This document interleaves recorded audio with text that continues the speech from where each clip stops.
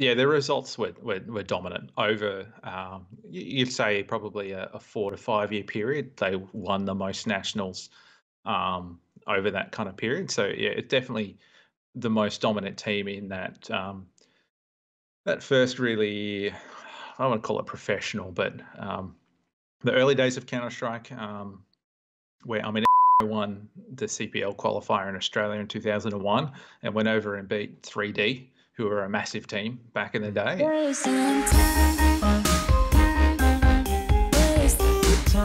Let's kick off in retrospect with m1kest4r. Now, m1kest4r is maybe someone that a lot of people who follow my channel don't recognize unless you've been around for a little while. So, you know, you might know him as the real m1kest4r. m1kest4r is how I like to think about you. I don't know if that's how you think about your name, but whenever I read it, I think m1kest4r for some reason. But m1kest4r is someone who was a Counter-Strike caster and analyst early on in the piece for Counter-Strike Global Offensive. Obviously, if you're looking at him, he looks a bit like a bit of an esports boomer, so he was around a little bit before then as well, back towards the 1.6 days, the source days, these kinds of things. Some might say he's an AUCS alumni because he has graduated onto some greater things as well. And you were also my first duo for CS commentary. So welcome, m1kest4r. How's things been? It's been a long time since we spoke, hasn't it? It has, yeah. No, things are good. Things are good, yeah. So, yeah, have been out of the game for a little while now. But yeah, that's a few kind of life things. I guess we'll get into that a little bit later. Yeah, definitely later on down the track. As always, there will be some timestamps if you need them. You can click around to where you find interesting. But let's go back all the way to the dinosaur years. And normally when I do this, Mike, I've got these rough dates, right? I've got a tab and it normally says rough dates of events. Quite frankly, I think we go back so far that there is no like specific events or specific dates that you can necessarily talk about. So I'm just going to call it dinosaur years. This is like 2005, 2004 sort of sometime, right? It goes back before then. There you go. Yeah. Yeah, so I guess you want to know kind of where it all started for me. Yep. So probably the first game I played semi-competitively was Quake 3 in the late 90s. So I'm not entirely old, but pretty old as well. I got into Counter-Strike in 2001. It was around the end of 1.4, the start of 1.5. So it was kind of late in Counter-Strike 1. Not particularly late, but it wasn't super early and whatnot. And I basically played with some friends on pub servers and things like that, some school friends, and then we kind of got good for pub and then started playing competitively. And from there, it just kind of snowballed into LAN, and then started going to sort of bigger LAN competitions and things like that after that. And that kind of started 2002, probably more so 2003. So was this all like Sydney-based kind of stuff as well, or were you in Sydney Melbourne. at that time? Melbourne. All Melbourne, yeah. So yeah, Melbourne. So did you ever like travel to any of these Nats or anything? Was the concept of Nats a thing at that time? So Counter-Strike back then, there was no. There's basically two tiers of Counter-Strike back then. There was LAN and online. So online Counter-Strike sucked. It was just not very good at all. In terms of the internet infrastructure, just made things particularly poor. So LAN was a big focus, and not only so much LAN in terms of back then, but BYOC was sort of one thing, and this is probably more so up to 2001. Places like Shafted SGL held big BYOC events. Towards the end of that, the big day in was at the start of 2003, was kind of like the really last big BYOC LAN that I can kind of see. But at the same time, there was net cafes, because a lot of computers were a lot more expensive back then as well. So you had to have quite a bit of money to throw together a decent rig to play Counter-Strike. And then you had to have good internet on top of that. So that was all pretty tough to kind of, for a lot of people to kind of have that access to good internet was luck in some degree, and also have enough money to buy a computer. So some people played online CS, and I did quite a bit of that as well as LAN CS. But LAN cafes were a big thing, and that's where the entire the core competitive scene kind of sat. Now, in terms of nationals and things like that, there was only a few nationals a year, so it'd be 2, maybe 3 a year, and that would be a WCG event, an ESWC event, and it's probably there's maybe one other kind of in that realm. And then after a while, he had an Intelligent Home Show in 2004, for example, would be like a third national for the year. Other than that, the communities put on nationals themselves. Can you maybe explain the importance of nationals? Because I feel like for Yeah. people that are quite new to Counter-Strike or haven't even been involved in esports for much longer than maybe 2 or 3 years, right? The concept of this as what it was back then, like even what I recognize it as at the early days of Counter-Strike Global Offensive as being quite a big deal, it doesn't seem like it's a big deal anymore. Like you don't really get people talking about like winner nats or anything like that. That is not a thing anymore, really. Yeah, so to win a Nats was huge back in the day, because there really wasn't that too many at all. So I guess you could probably think of a Nats back then, and of course the scale is clearly out of whack. But IEM Sydney, that is kind of like the level of community, the core community interaction into that is kind of like everyone gets drawn to one big event, and this, our events of ESWC nationals in a LAN cafe was almost that kind of level in terms of interest for the community. It's really, kind of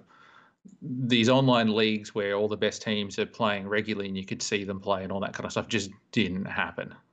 Yeah, so like the concept of Nats obviously being quite a big deal back then is like one thing, but it seems like just in general, esports was quite a fragmented experience in a way where, you might be the best team in Sydney or the best team in Brisbane, but you very rarely often got the chance to play against teams in a good competitive environment. Obviously online is one thing, but in that good competitive environment, more than say 3 times a year or something like that. Yeah, so 3 times a year would probably be about right, would be where a LAN nationals would occur.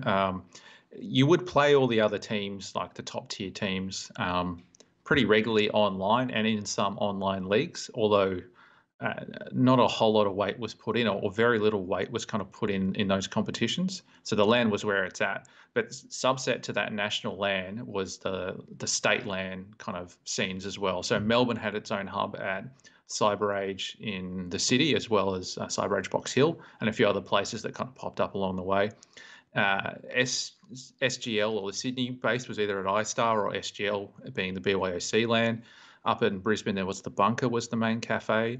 Over in WA, there was 23 Cafe, and there's something else. You'd have to ask Sniper exactly, but each kind of city had their own LAN cafe, which was the hub for that competitive scene. And they all held LAN leagues. So like you would sign up to, Let's Play Live CG, for example, and CSGO online to play a 10-week, 12-week league. You would do that for a LAN competition, and you would turn up for 12 weeks every, like a Saturday morning or a Sunday morning, like a, kid playing soccer or footy or something like that. And you would have 3 games, and you would play against the whole div that you play against. And at the end of the 10 weeks or something, you'd have a couple of weeks worth of finals on top of that. It's quite crazy, right, when you think about how these kinds of internet cafes might have shaped the scene and that kind of thing. Like you mentioned the Bunker, right, which was that went on to be an internet cafe that I actually ended up working at. And by the time I worked at it, it was called Guff. But prior to that, it was called Elysium. And then prior to that, it was called the Bunker. So like there's all these sort of interesting sort of storylines that seem to flow from one place or another. But either way, you talk about these being sort of community hubs, but what were like the community hubs online, right? I assume there's no, like Cybergamer wasn't around back in 2001 or something like that. So where was everyone talking, and how were you guys interacting and that kind of thing? So a lot of the more, I guess, chat kind of based sort of stuff was done on IRC. So you'd have Merc channels, and every clan would have their own, and we would call them clans, not teams back then. So every clan team would have their own channel, and then there would be a main kind of channel where a lot of people would hang out. Primarily the main hub initially was Pantheon, which was originally, because I'm probably like, you could almost call me like a second generation 1.6 LAN player, because there was an entire couple of years which I wasn't involved in before I got into it. And Pantheon was a big clan back on then, and they had some forums, and everyone just kind of, I don't even know how it started, but everyone would hang out on those forums and post on those forums about Counter-Strike in Australia. Then eventually that turned into a news site. And then at one point in around 2005, a bunch of us who were involved with Pantheon, the news site, then moved across to ESAU. So you had one kind of hub. After that, it went to, after ESAU died, it went to, I can't remember the name of it now, but there was another one that followed it, and basically at some point CG has kind of followed that lineage across the years to become that hub for Counter-Strike in Australia. But we had a whole bunch of different ones before that, and it eventually just kind of follows along. Got Games was there for Counter-Strike Source as well. That's another kind of example. Yeah. Seems like I think that concept of how important one site would be, or like one community hub would be, isn't necessarily as strong anymore either, right? With the prevalence now of Twitter, I almost feel like Twitter is kind of like the hub for esports these days. Like there's no dedicated forum that most people go to and check every day. Yeah, well, there's no Australian. The closest thing we've kind of got to what Pantheon were doing, and it's not even close in terms of contact, and Pantheon and ESAU after that would be, I guess, Respawn would almost be kind of close, which is that M-Wave shoot-off website. There's no like Australian esports website because people don't really consume content like that anymore.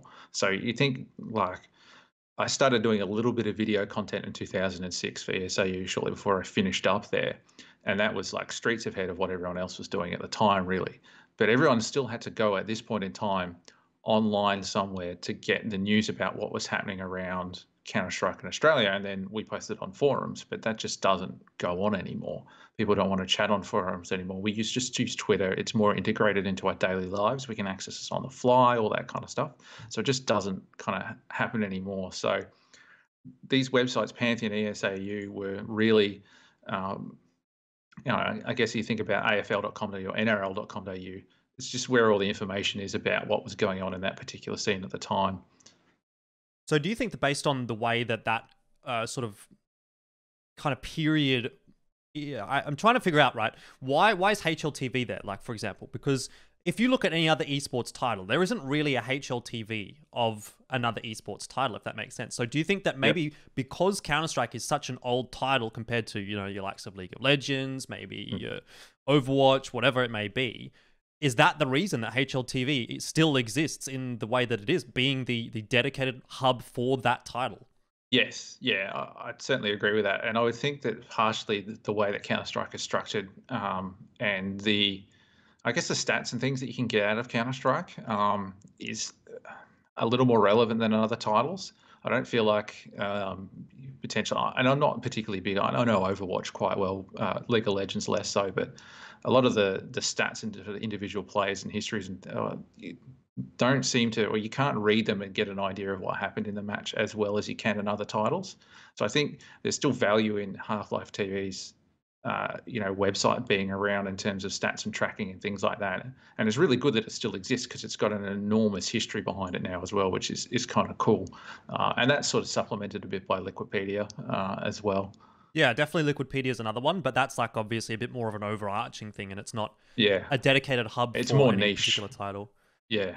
You do get a lot of information, though, on pretty much every other title that doesn't have a HLTV from Liquipedia. Like for me, if I'm researching Overwatch or if I'm researching Rainbow Six, for example, something like that, I'm going to go to Liquipedia.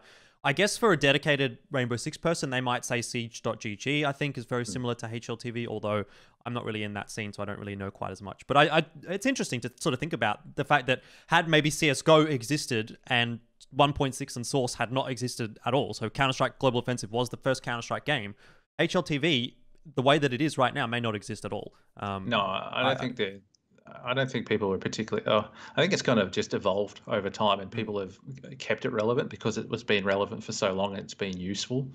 Going way back. But one of the things about HLTV is that initially it was a demo archive, or a lot of people used it as a demo archive. So we didn't have streams back in the day. Like video streams just didn't happen. You would sit in an internet like an IRC room and watch games as in text flowing down the screen, and it would have the scoreboard log. When you don't get a stream these days and you're like, I really want to know what's going on, you can watch a log of the kills appear. Yeah, that's all we had. Yeah, like so that's the HLTV scoreboard is what you're saying. Yeah, that's basically it. So that was super useful. But then also on HLTV, you'd have the demo file. So then you could grab the demo file off their website and then go and watch the game later on if you wanted to. And that was the only way you could actually watch other Counter-Strike players regularly with ease, play Counter-Strike and get ideas for strategies and things like that. You couldn't just tune in onto a stream and see what was going on. How long did that take to download a demo? When they compressed them, it was good. If they didn't compress them, they're huge. But depending on your internet connection, you could spend 30 minutes downloading a demo potentially. But if you had a reasonable connection, it wouldn't be too bad. Yeah. And now you can just download them in like 5 seconds kind of thing. Yeah, pretty much, yeah. Good times. All right, we've talked about community hubs and where people went to meet, but let's talk about the people as well, because I know that there's still quite a few people around, at least domestically here within Australia, that would have been around at that time as well. So I've written a few names down on the document. I'm sure you can probably come up with a few more that I haven't even really realized. But who's sort of sticking around? Who's kicking around? And who has outlasted m1kest4r? I'd probably APOC is probably the key name, because APOC was around... I'm not sure when exactly he started, but he was definitely around when I was playing still in 1.6, which would have been 2003, 2004. He was playing Div 1 Counter-Strike at that point as well. So he was in a couple of good teams, Sublime, and he didn't hit his peak until after I quit playing. I would think he was certainly very good at that time, and he was really coming to prominence. APOC is probably the major name. Guys like Jimenez, Gomez, PK, I didn't really know them back. They were all Brisbane, right? They're all Brisbane based. I knew a lot of the Brisbane players, but they all don't play, or that not so much they don't play, but they're not into the scene anymore. So I knew a lot of the Brisbane players as well. A lot of them aren't kind of around anymore, but they still play casually, I guess. Melbourne players, Forge is another one. So Forge probably rocked up about 6 months or so after I got into the LAN scene. I think it wasn't long after I was into it. So he's another player who's kind of still lingering around, although I'm not involved either. But yeah, he's still on the fringe of the scene there a little bit. There is more, but I can't quite really think of anyone. Cozzy is another one from back then. Okay, let's think about then some of the players who, right at the very start of Counter-Strike Global Offensive, who were big names and what time they kind of came into the game, right? I'm talking about people like Sniper, let's think about Ricky, Emag, these kinds of guys, Sponge, Havoc, Top Gun. Like, at what point were they coming into the scene? Because I think it might have been a bit later. So there's a few names in there. Sniper was definitely around. I forgot about it in there for a second. Sniper was definitely around when I was around. He came onto one of the Nats that I helped run in 2005. And I think he was at a couple of other events around that timeline as well. We weren't friends back then because he was a Westie and they were all weird. And I mean, to be fair, they still are like... I mean, they still are, right? Yeah. But the thing about Westies back in the day is their internet was terrible, right? And so was ours. But there was not too many. Basically, all the servers were either in Sydney or WA, and you hated playing on a WA server. And it still exists, right? It's not fun playing on a WA server now, but back then it was even worse. And they hit this kind of sweet spot in Counter-Strike 1.6 where you had between 60 and 80 ping. There was something really kind of weird about that particular ping range, which made their shots feel really disjointed and they were hard to hit and things like that. And the netcode was legitimately a lot worse than it currently is. So you see all these videos of like people like seemingly miss shots, on Red, like how did this miss? That was a common occurrence in online Counter-Strike. So yeah, I didn't really know Ian back then. But yeah, he was around. Top Gun was around probably before, or certainly around when I popped up. He's probably 2001-ish. I remember he was playing for a team called, or F4F at the time, and he played with his brother, I think it is, or cousin maybe, Soldier. And I mean, the first thing I remember about that team was that they were cheating online. Not Top Gun, I don't think, but definitely Soldier did, because there was a blatant video of him hacking that got made. Good old days.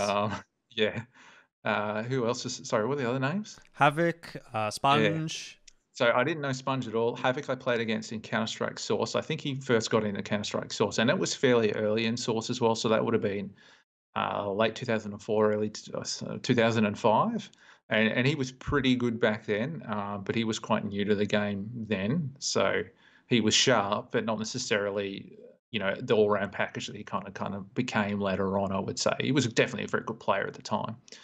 Yeah. Boomzer is a good name. Yep. So he was around from back in the day. He played in Pure and NK, I think, at some point as well, which are two very old Queensland-based teams. Other guys like Gaza.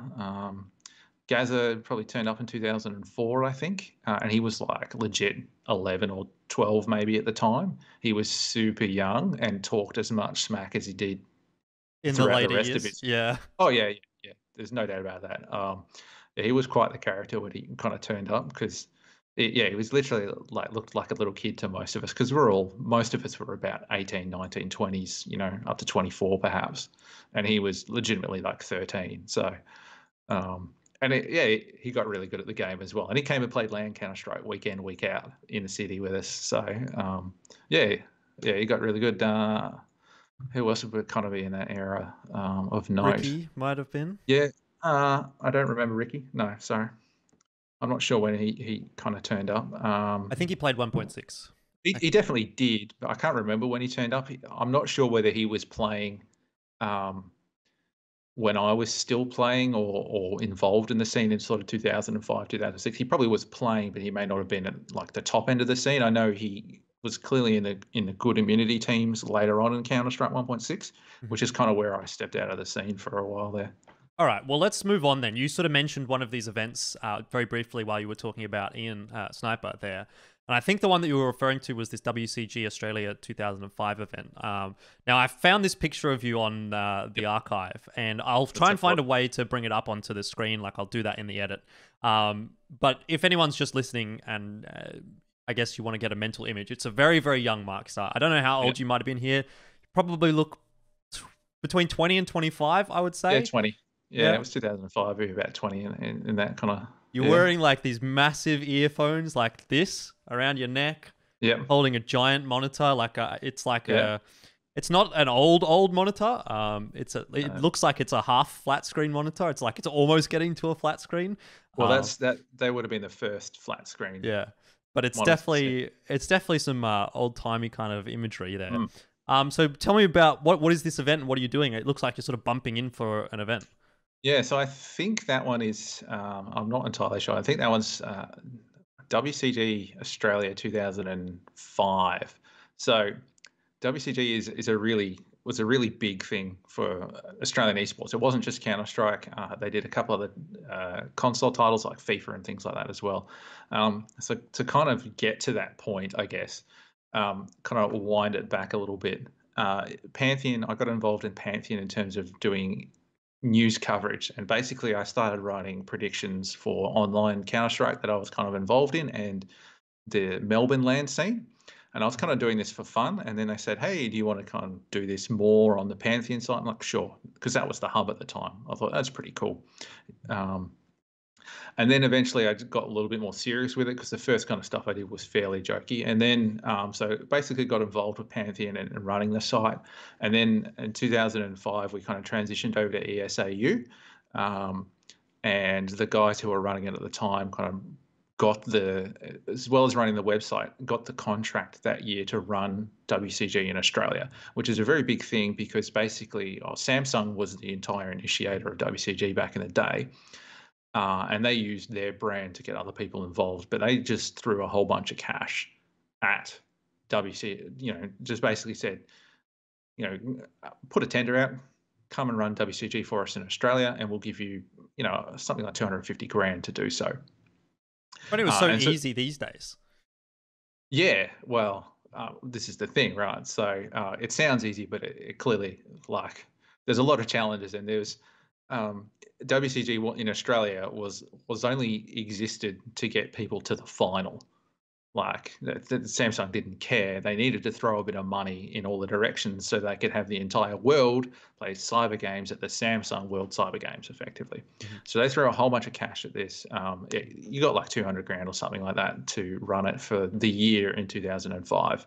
And you basically put up their, Samsung banners and that kind of stuff, and you kind of sort of got free rein into what to do with that, to within a degree as well. So ESAU, the guys behind the company behind that, got the contract to run WCG that year, and basically it's not that they didn't know, but or didn't know about esports and all that, but they basically knew us through the ESAU and us running that website for them. They're like, you guys have got experience in running Counter-Strike events. Let's throw on WCG for that year. So I guess it's like you and Ben always putting together AK or DX racing chairs or whatever, esports chairs at events because you happened to be there at the time. Yeah. Well, that was the entire thing. So anyone who was involved in Pantheon who was going to be at the event bumped in. So yeah, we set up the whole. This particular event was at the Gold Coast Convention Centre in one of their halls or whatever you want to call them. We had a little stadium. It was pretty awesome. We had a big screen. We had a stage, and this level of production was pretty huge actually for the time. It's kind of thing that you take granted for at an event these days. Not so much a stage event, but I guess ACL is kind of. You think ACL is back in the Sydney one that we went to.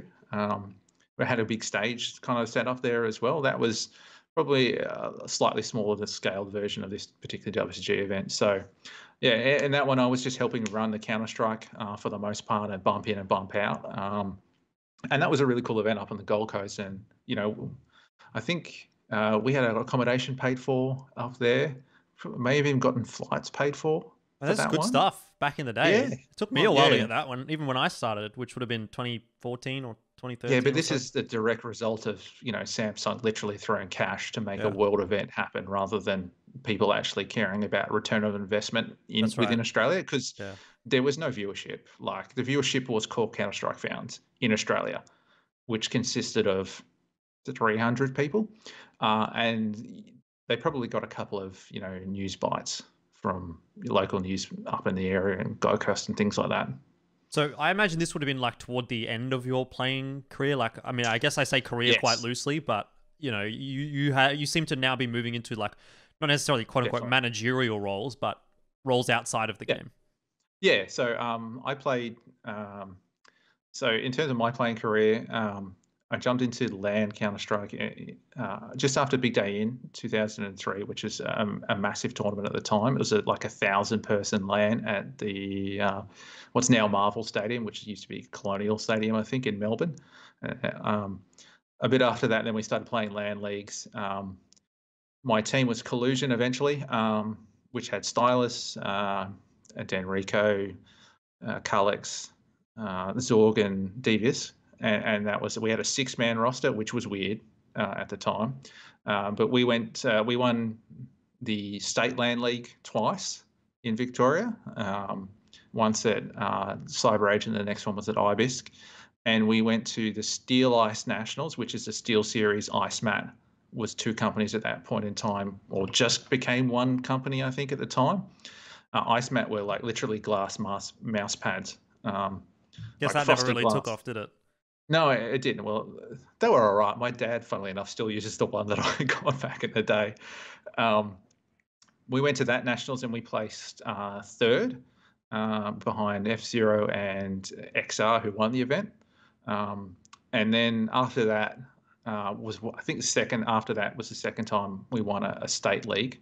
But yeah, and then sort of probably, 2004, mid-2004, I stopped playing Counter-Strike 1.6 properly.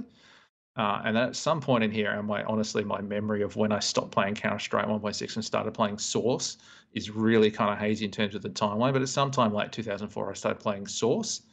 Played a bunch of WCG tour stops. I think it was in 2006. I can't even remember now.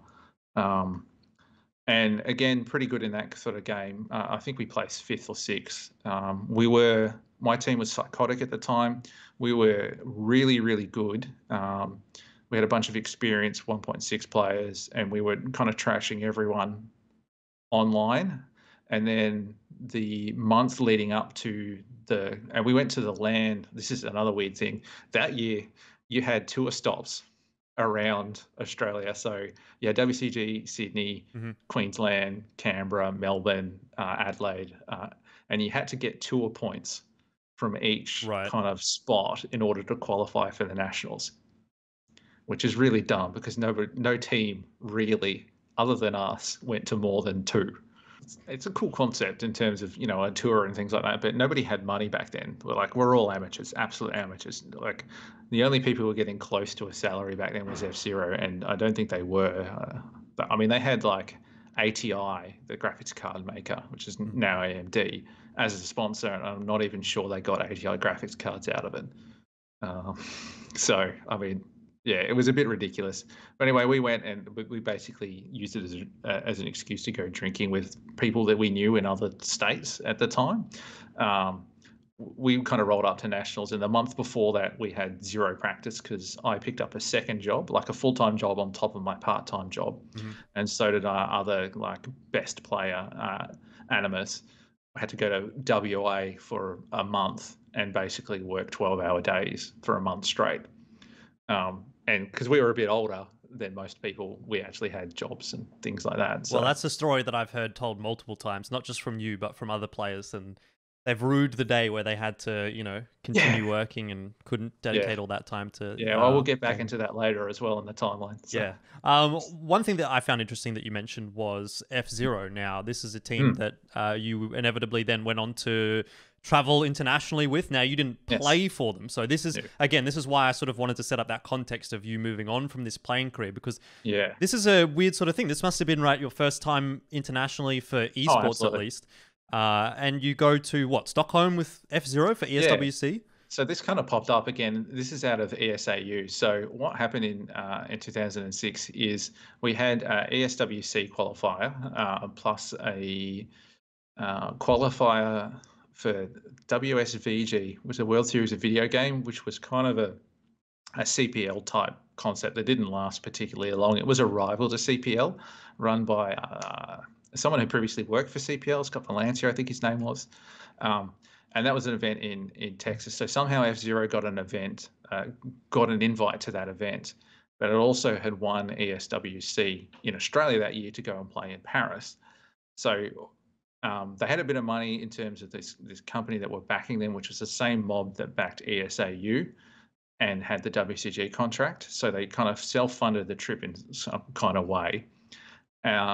And basically we were launching the ESAU website at this kind of point in time, and they wanted content, a whole bunch of cool content on the website to go with the launch effectively, or shortly after the launch.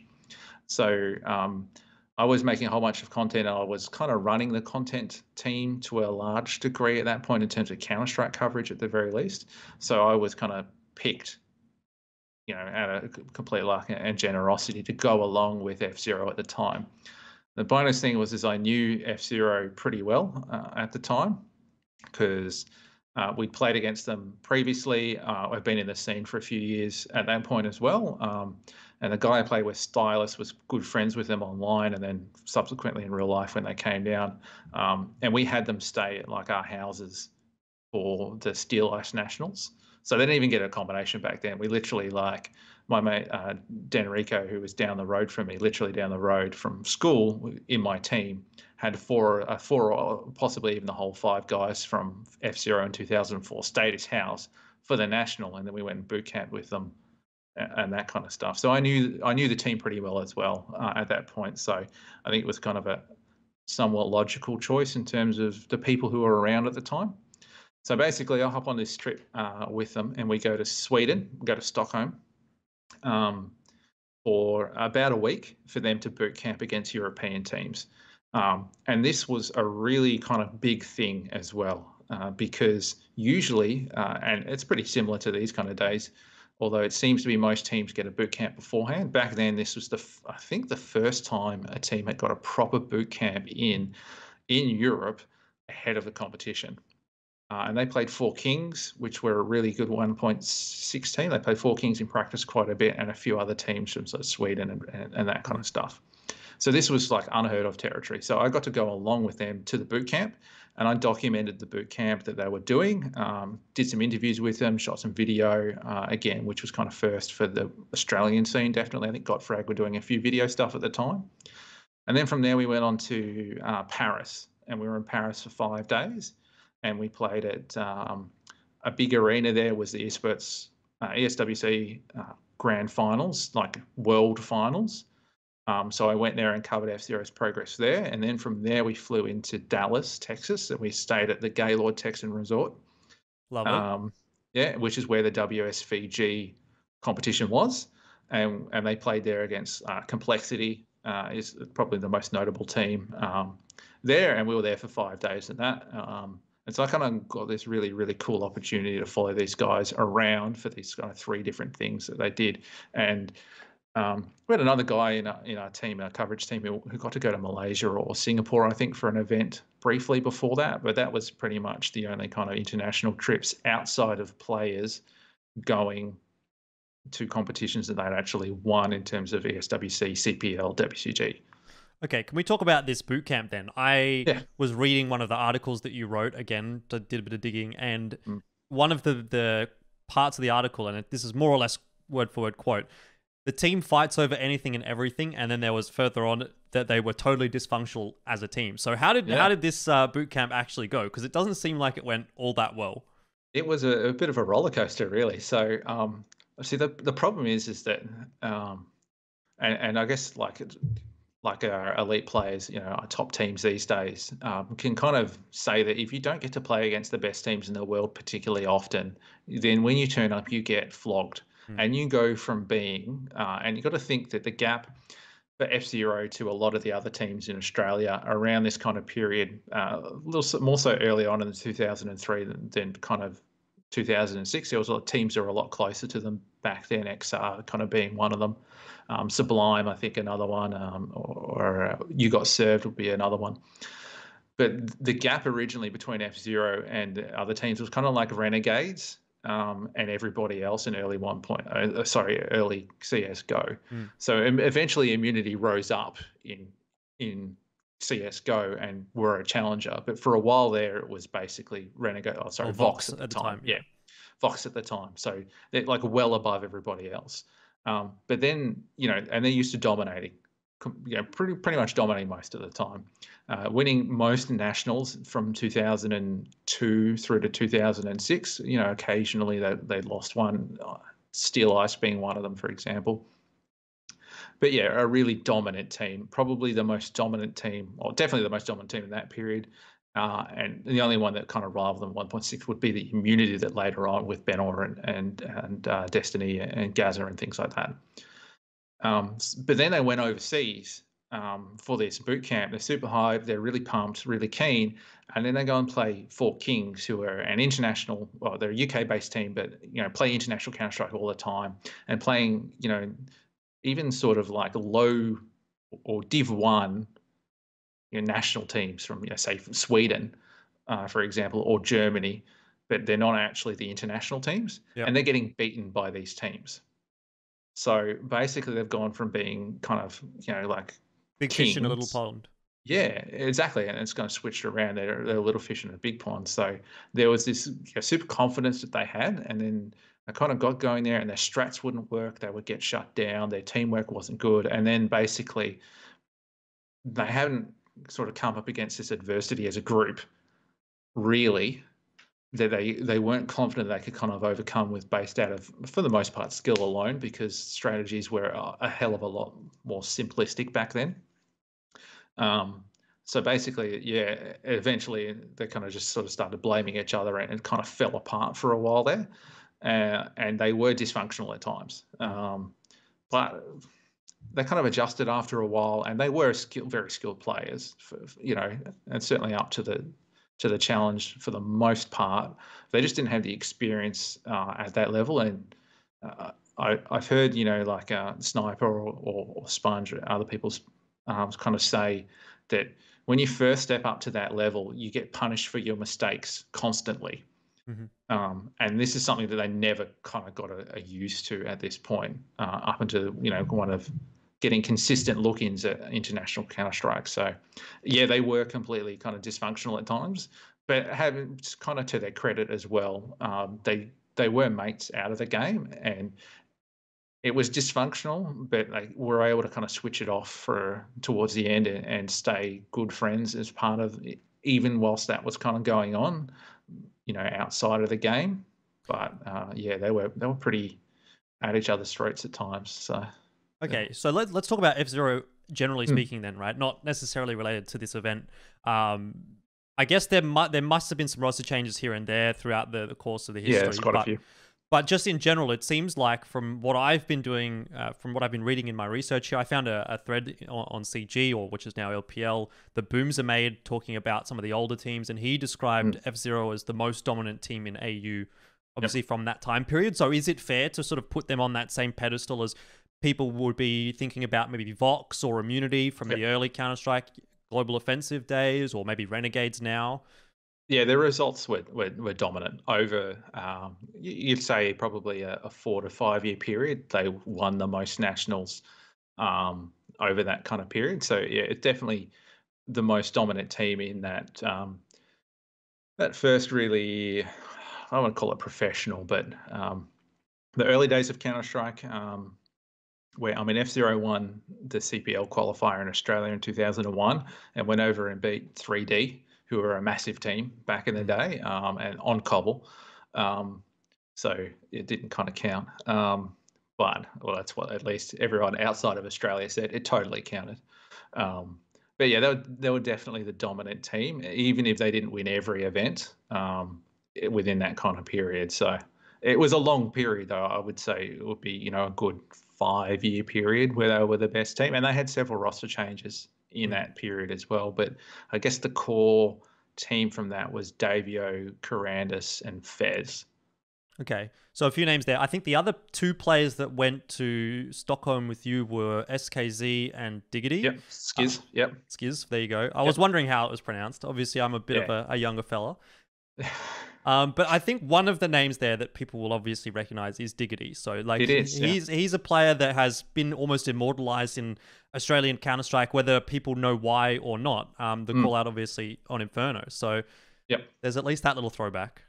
There certainly is. And that, I was at the event where the Diggity spot kind of gained its infamy, and I'm pretty sure it was